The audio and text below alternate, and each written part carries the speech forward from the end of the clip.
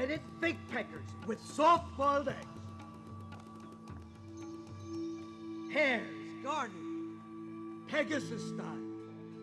ZACCHAEUS style fish. Nightingales baked in vine leaves.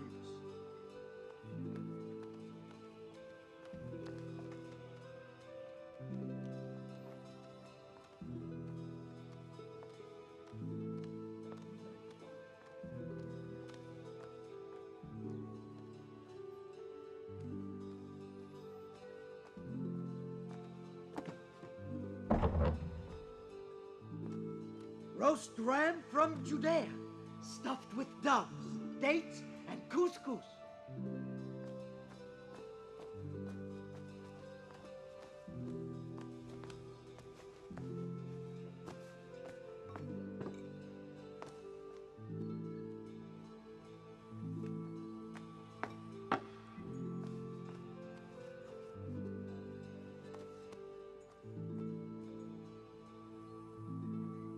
Who is he? Abdal! Have Abdal come here.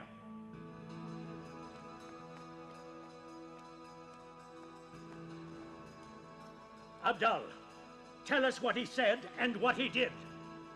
At Jericho, he gave back the sight to a blind man.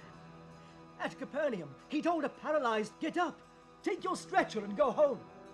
And what happened next? The paralyzed got up straight away, picked up his stretcher and went home, praising God.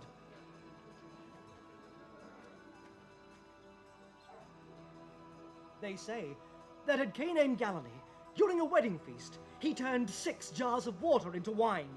But that's impossible. You don't believe it. Carry on, Abdal, carry on. At Capernaum, he healed the servant of a centurion. At Nain, he brought a boy back to life. He's often been in Jerusalem, and every time he's performed incredible miracles. Have you heard? It seems unbelievable, but... There are witnesses for every event I mentioned. Once, I was also present. Well, tell me, who do you think he is? He calls himself Jesus of Nazareth. Many call him Master. He is a rabbi, a just man. He has been sent by the God of Israel. Well, I'll tell you who is behind that name. It's John the Baptist come back to life. No! Why are you looking at me like that? It's John the Baptist. I even dream about him at night. He's come back to turn the people against me. And what do you think, Valerie? A man who's had his head cut off cannot possibly come back to life. Do you remember, Herod, what John the Baptist used to say? What did he say? That he would be followed by one more powerful than him, for whom he was preparing the way. John the Baptist would be followed by the Messiah of Israel. So the people say, but I don't believe it. But the people believe it. It doesn't matter whether he is or isn't the Messiah. What matters is if the people think he is. We have to take that into consideration. So will the elders of the temple, and so will you, Herod. I'll show you how I'll take it into consideration. You'll see.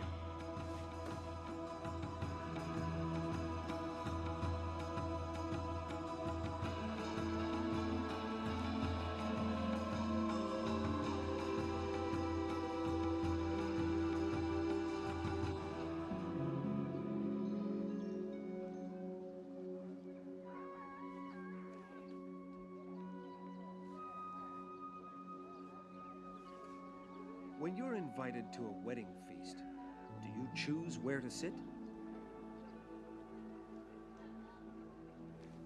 You usually try to sit at the best places. That's right.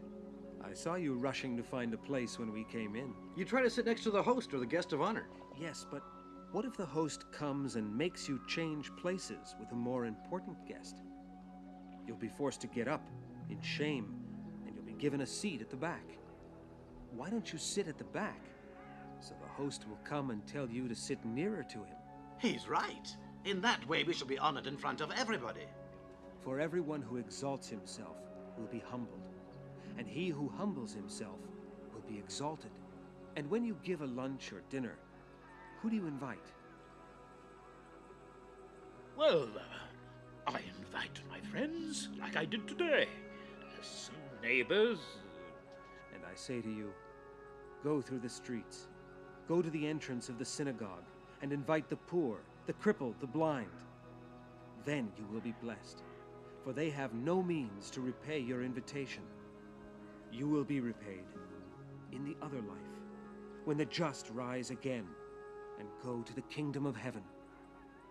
That way I won't be able to hold any more parties with my friends. I will reply to Naaman by telling you a parable. The kingdom of heaven is like a king who held a wedding feast for his son. He invited all those whom he wished to be present at the banquet. But to his amazement and disappointment, no one accepted his invitation. Lord, we went to call the guests just as you ordered. Well? They all said they couldn't come. One said he was busy, another that he wasn't interested. Go back. Invite them again to the banquet.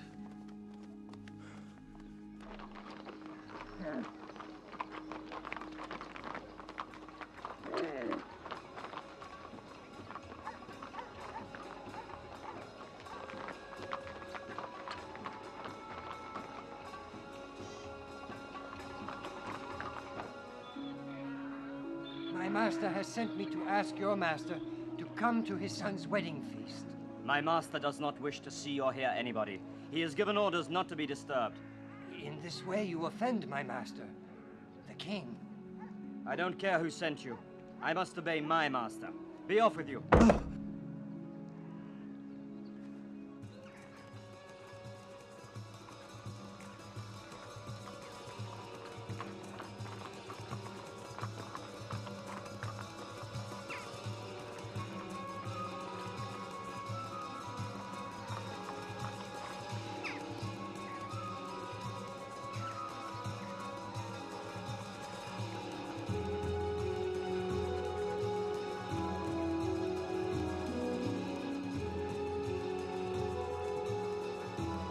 My answer is no, and that's the end of it. You come here again.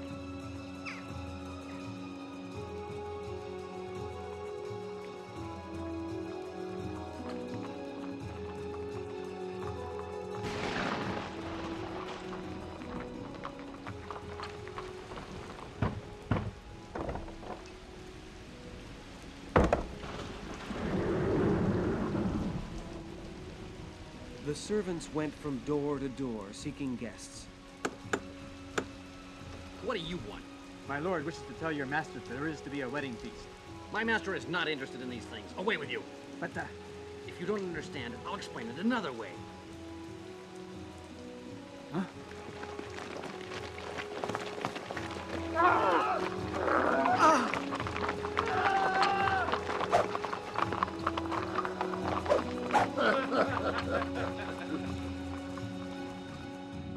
When the king found out what had happened, he grew angry. I sent my servants to invite guests to the wedding feast, but they were chased away, beaten. One was even killed. Now I shall send my soldiers. Go and kill those ill-deserving guests, those murderers, and burn their town.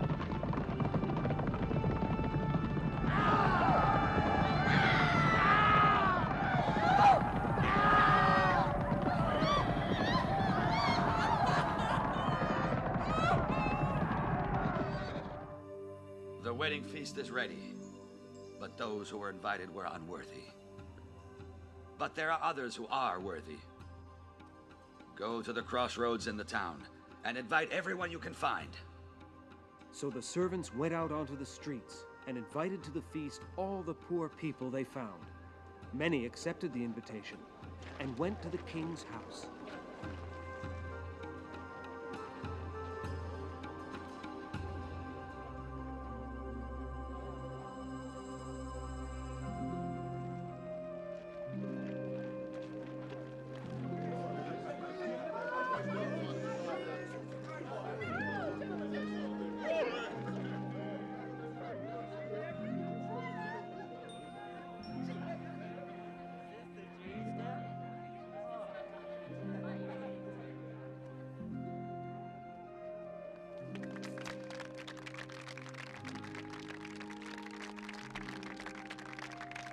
Come in, my friends, and we'll celebrate together. What about you? How did you get in here without a wedding garment? How dare you come dressed like that? Take him, bind him hand and foot, and throw him out. Into the darkness outside, where there will be weeping and gnashing of teeth. For many are called, but few are chosen. But what do we have to do to be among the chosen? If you want to follow me, you have to leave your father, your mother, your wife, your children, and your relatives. You have to leave your life behind you. Otherwise, you can't become my disciple. Ouch! You hurt me. Sorry, Zacchaeus. I don't pay you to be distracted. You know what they say? That you'll leave a lot of money and a lot of sheep. That you're a very wealthy man. And who has been saying these things? Well, you're well known here in Jericho. And everyone's dying of envy. Yes, all those who are dying of hunger. Zacchaeus! Open up! Zacchaeus? Zacchaeus? Huh?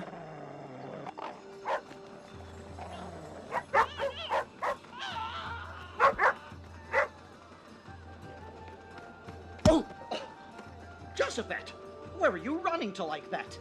Oh, I'm sorry, Joshua. What's happened? I've lost everything I own, and all because of that publican Zacchaeus. What has he done to you? You remember when my house burnt down? Of course. It was a piece of bad luck. Yes. I'd borrowed money from Zacchaeus to rebuild it. He made me pay interest, which was unlawful, and now he's taken all I have. Oh, what a trickster. He has no mercy.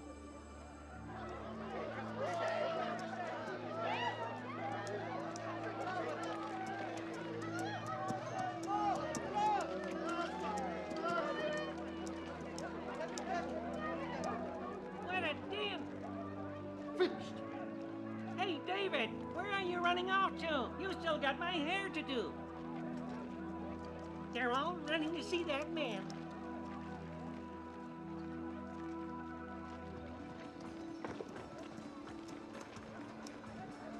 Where are you off to?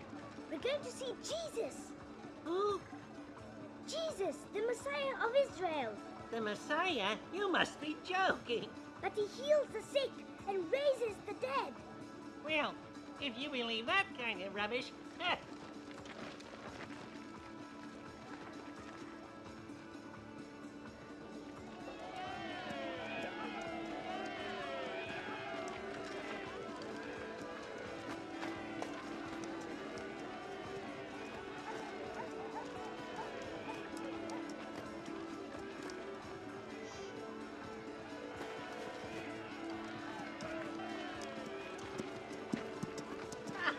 You may be rich, Zacchaeus, but you're also short.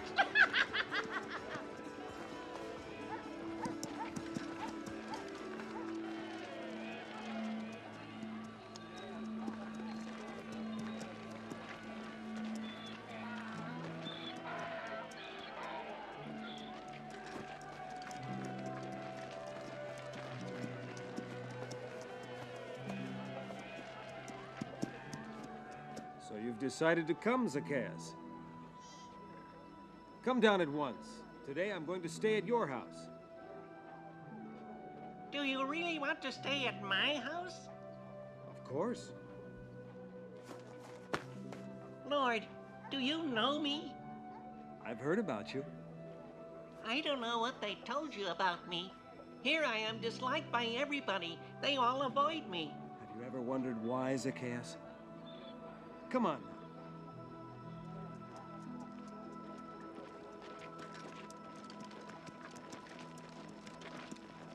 He's gone to stay at the sinner's house. Why has he chosen that house?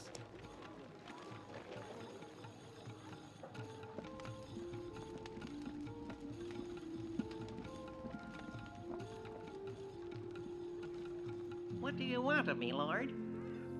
Why have you come to my house? If you don't tell me what you want, how can I help you? A lot of people come here, and for a price, I give them what they ask. And so I've become rich. And everybody needs me. Don't you know, Zacchaeus?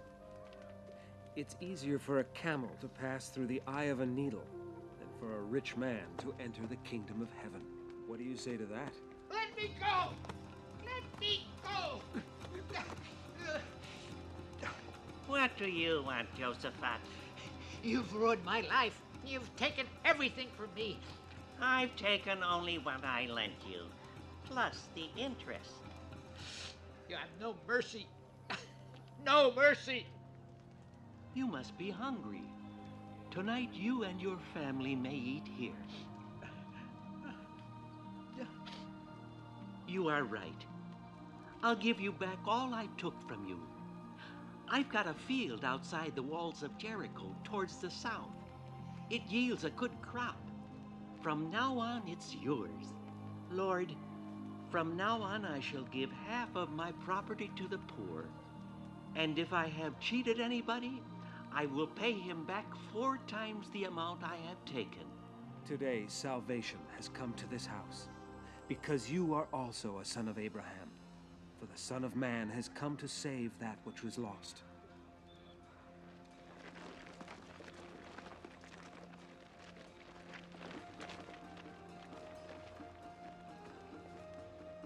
What are you doing here? We wanted to ask the rabbi a question. What do the good Israelites have to do in order to follow you to your kingdom? I'll answer you with a parable. A man of noble birth left for a distant country to become king there. But they hated him in that country, and they sent a message saying that they didn't want him to become their king. But he decided to depart in any case. And before leaving, he called 10 of his servants and gave each of them a gold coin with which to trade until his return. When he returned from his trip, the king summoned his servants. What have you done with the coin I gave you? Sire, your coin has brought in another 10. Well done, my good servant. Since you have proved yourself trustworthy in a small thing, you shall have the government of 10 of my cities. And you? Your coin, sire, has brought in another 5. And you too deserve a reward. I shall put you in charge of 5 cities. And you, what have you done with the coin I gave you? Sire, here's your coin. I was afraid of losing it. Why, at least didn't you put my money in the bank? On my return, I would have drawn it out with interest. I was afraid of you, for you are a severe man. You take up what you did not lay down and reap what you did not sow. Take the coin from him and give it to the man who has 10. Why, my lord? He has 10 coins already. I tell you, to everyone who has will more be given, but anyone who has not will be deprived even of what he has. To become their king. The king gave orders to have them brought to him and executed in his presence, and so it was. You just want to frighten us. You want to be king, and you're already threatening those who don't listen to you with death. You heard him. It is obvious who this man is and what he wants.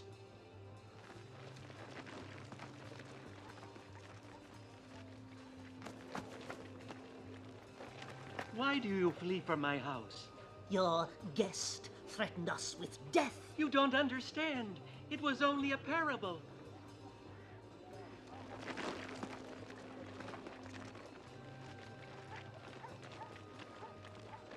There's no one more deaf than he who does not wish to hear.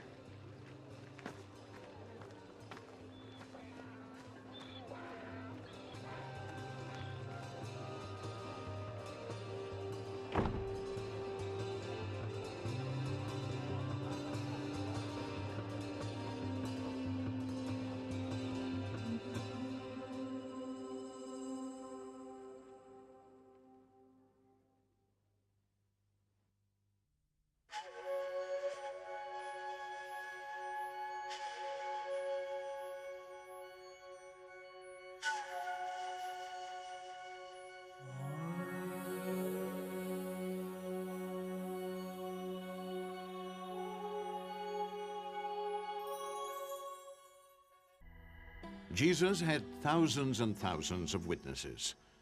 The many men and women of Palestine that listened to his word, but most importantly, watched the way he lived and the choices he made. The Master did not teach only with his voice. In those years, the people of Israel were divided into different factions based on formalisms and prejudices. Some were honored, some were despised, as happens in any nation or country. As Jesus reached Jericho before going on to Bethany and Jerusalem, he did something which at first caused scandal, but in the end taught a great lesson to those who saw it, and continues to teach those who read the story in Luke's Gospel. Jesus reached the city and began to preach of the kingdom of heaven to a curious, pretentious, and wealthy man who also happened to be the head of the publicans. Zacchaeus was certainly a man of business without scruples.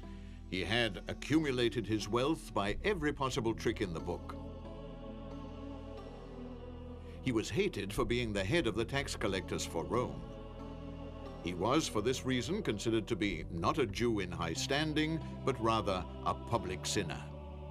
In spite of all this, Jesus entered this man's home, notoriously profaned by the way Zacchaeus despised the law of God. The people soon asked themselves why Jesus entered the house of a sinner to talk, contaminating himself with the perversion of this unworthy person. No one ever thought, in fact, of the possibility that Zacchaeus might change his sinful ways. No one thought of him as a man like all other men, capable of repenting and entering the kingdom of God.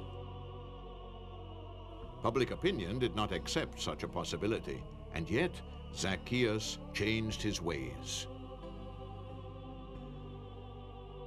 Something happened that no one had ever imagined possible. He gave half of his property to the poor and paid 4 times the amount to all those he had cheated.